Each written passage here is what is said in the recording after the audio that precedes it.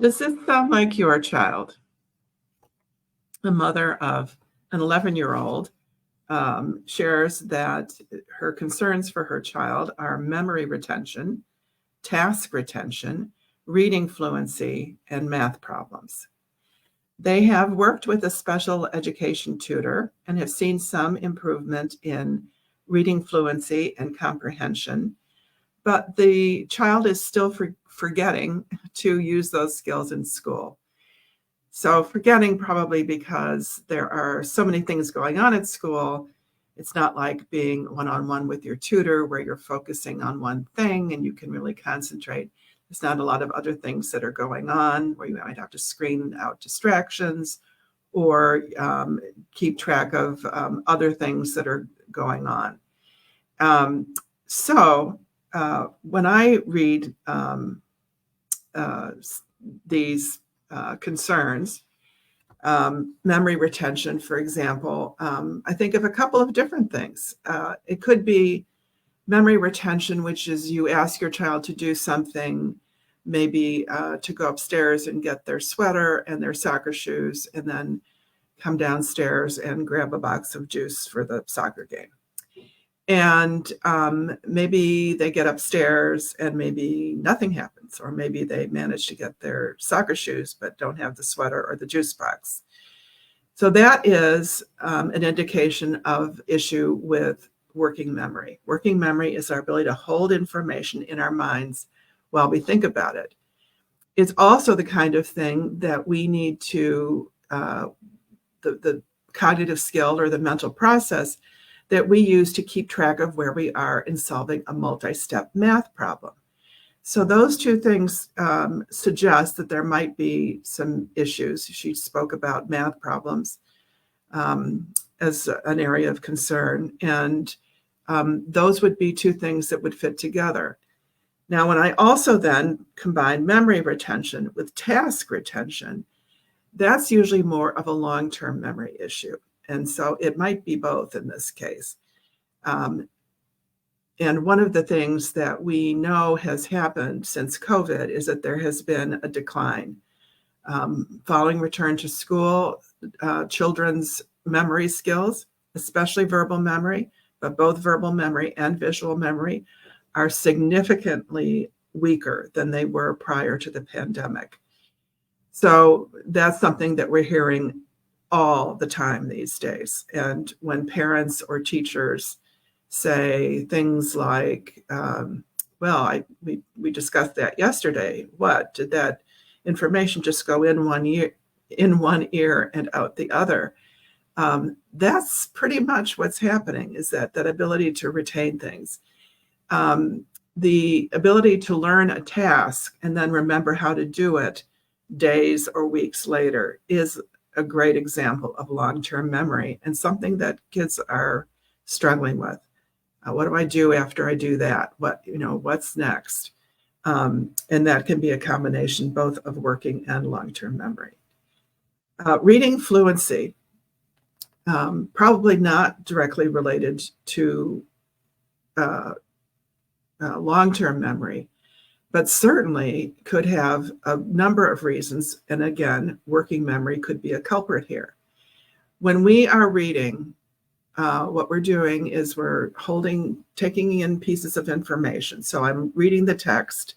Right here in front of me, it says live viewer comments show up on StreamYard. This is an example. That's the tool that I'm using. And while I'm reading that, I have to hold those ideas in my mind.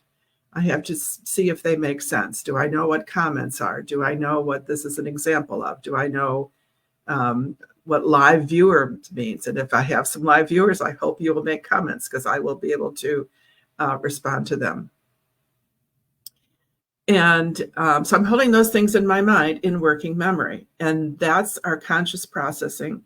We don't have another place where we can process information that we have to keep active in our minds.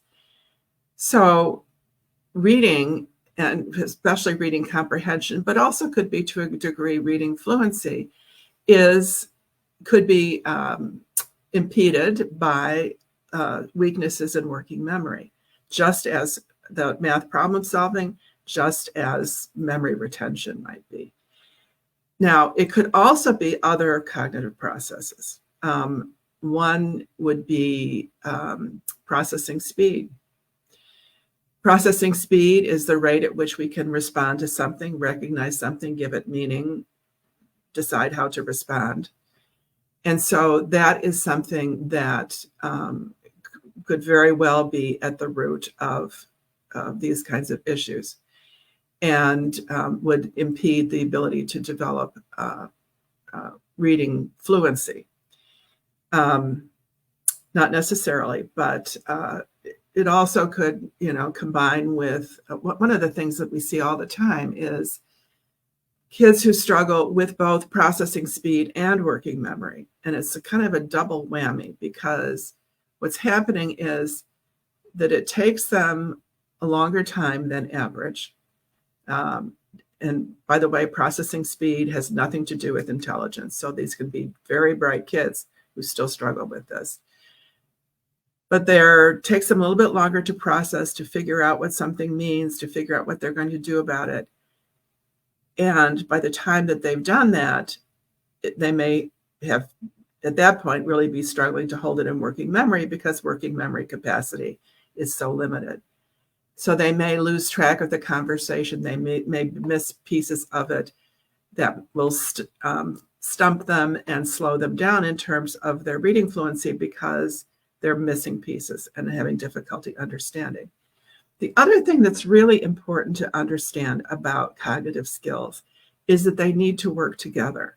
So we can have, some individual strong cognitive processes. Maybe I've got really good attention, and maybe I've got really good working memory, and maybe I've got really good processing speed, but they haven't managed to all work together yet, or my visual processing and my working memory are not as strongly working together. And so we need to have all of these. When we have all of these working processes working together, the mental processes we use for learning, then they're going to happen at an automatic level. We don't have to consciously think about them. And what we're driving for when we're trying to help kids improve their cognitive skills is getting them to the level of automaticity, where they're just there. They don't have to think about it. And that's true for, all the full range of cognitive skills that have the biggest impact on learning. Visual processing skills, things like visual span, that can be another contributor to reading fluency. Visual span is the amount of information you can take in at a glance. So when you're scanning the page, if you can just take in a word or two words, that's going to slow you down, and it's going to make it more difficult to read fluently. If you can take in groups of words, lines of words, then you're going to be able to read much more fluently. And all of these things impact each other. Now, the other thing that this mom told us, which I didn't share with you yet, is a concern about building her child's confidence. And there is nothing that is so undermining to confidence than learning struggles. When you see other kids getting it and you're just not quite getting it, when you see a skill that they've become good at, it's just not easy for you. You really are working as hard as you can, but you're not being able to do it. Then kids start to think, I'm just dumb. I'm not very smart. Everybody else is smarter than me. I just can't do this. And the truth is that they're being impeded by, they have a stumbling block, not a permanent roadblock, but a stumbling block that can be overcome, that is a learning process, a cognitive skill that they could strengthen. And when they strengthen their cognitive skills, what we see over and over again, the thing we hear most from parents and from kids themselves is that they have greater self-confidence. They know they can do it. They know they might get it the first time, but they're willing to persist. They're resilient. They bounce back. And that's really what learning is all about. Learning is a process. Learning isn't just getting the right answer. So there are lots of information that we could share if you have questions on cognitive skills, the role that they play, how to strengthen them, and all of those kinds of things. So I will post a little information in the chat below, and look forward to seeing you again soon.